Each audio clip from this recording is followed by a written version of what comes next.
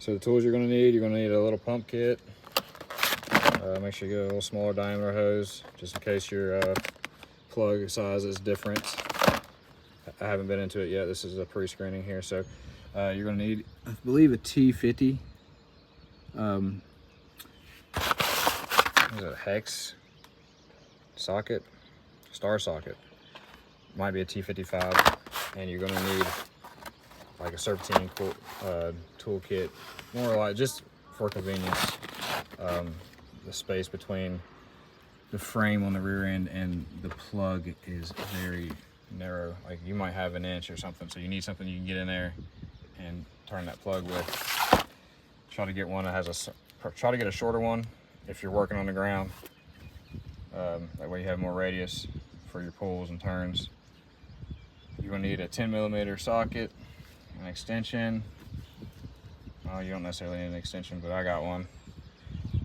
And as of right now, that is all I believe. Oh, you can also get you some, some kind of thread tape. I just got some thread tape just to put on that plug just to be safe. And for the 2016 2.0 Eco Boost, 80-90 gear oil for the rear end. All right, first step to changing to the rear diff gear oil. I have a little plastic cover here, supposed to be like a shield. It'll have 4 10mm bolts on the bottom of it. Now I'm up under the car here. You'll see it. There's the rear end. Couple there, couple there. I've already taken them out. That's the first step. After you got the cover off, the rear diff will be exposed here. And I'm gonna try to get a good look here. So it's exposed. And if you look up in here between these tools, this frame here of the rear end or cover, there's a little nut. It's the only way in and out, fill plug. It's only in and out to get the gear oil in and out. All right, the serpentine belt with a 3" or 3/8 square drive is what you need to get the plug out in the rear diff. So a 3/8 square drive. Now I had the tool and I'm working on the ground, so I just bent the tool. You can cut it, whatever. I bent it. Mine's really rusty. Threw some WD-40 on there. And I took a tool, I got it up in there, and I prodded it in. So now we're about to start turning. 3/8 square drive. All right, we got the plug out. Here's the plug. Zoom in here. She's pretty silver, but I'm not seeing any like big chunks. And I was grinding for a minute. I mean, I almost traded this car in. This is apparently a magnet, so it's supposed to grab all the little metal shavings, but no big chunks. There is a lot of little fine metals though. So I'm gonna clean that off and siphon out as much as I can out the plug there. The plug hole seems to be fairly reasonably big, but once you get on the inside, oh crap, I got my finger stuck. Once you get on the inside, you probably go in maybe a 1/2 inch, and there's something in the way. You gotta go down, probably the gearbox or whatever, and you're gonna have the hose go down. So I'll let you know. I'll give you some tips on that after I'm done. All right, recap here. As for the pump, I was trying to use a smaller gauge hose here.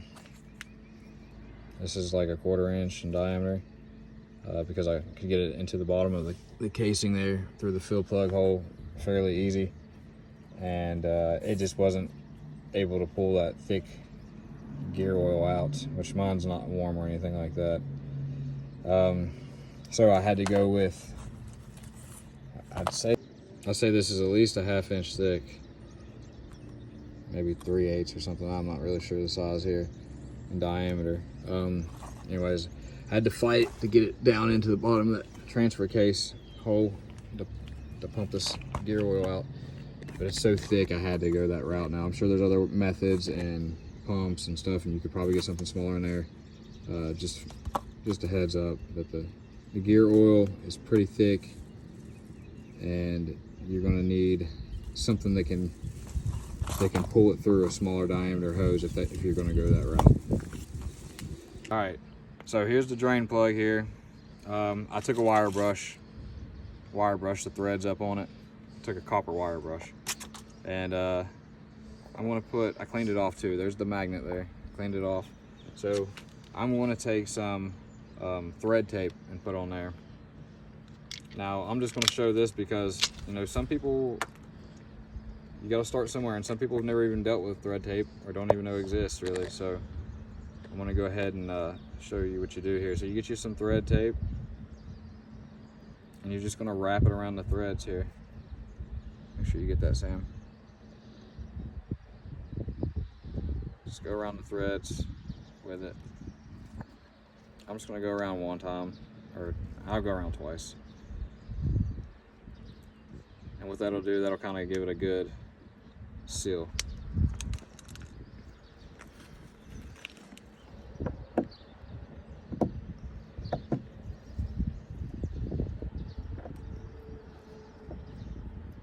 There it is. There's that square drive. I wanted to add on to the thread tape with the drain plug. Make sure you got your thread tape at least pulled out to the first thread. Don't have any on the inside there where it could get inside of the rear differential or something mixed with the oil. So make sure you peel it back or cut it, take a razor blade, cut it down the first thread or something. Just know that I'm doing that for mine.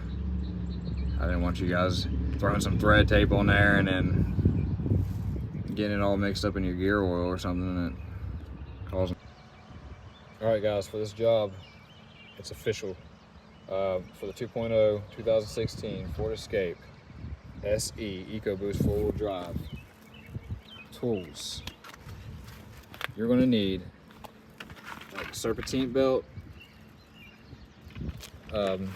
tool, just because of the tight space to get into the plug. It's going to be, you need a 3/8 square drive, which you need. I did not need no star socket. So don't even, I don't know, don't open it. Maybe your model, maybe other models, they could be the same or different, I don't know, depending on where they're made at, factory wise or something. But if you buy it like I did, don't open it so you can return it just in case. One or the other, you're only gonna need one or the other. It's for the plug. So you're either gonna need the square drive or a star socket. For the pump, now this gear oil is thick if it's not warm. So I got this little pump here. I had to squeeze this little, I don't know, that's probably a 1/2 inch in diameter hose down in the plug hole. Had the pump explode on me, so it's kind of messy. It can be a messy job. When you do the job, they say you want the car on a level surface so you can fill up the rear diff. You want to fill it up to where the fluid's basically slowly leaking out of it, more or less. You know, at the brim there, flush with the brim of the plug hole. I'm not on a level surface, so I just kind of winged it. But that's just something you should know about too. I'd say it's about 1 quart. I did use almost 1 quart to fill it up. Beware, you be messy, but this job can be fairly quick and simple. Just get your tools together and know what you're going to do. Get in and out.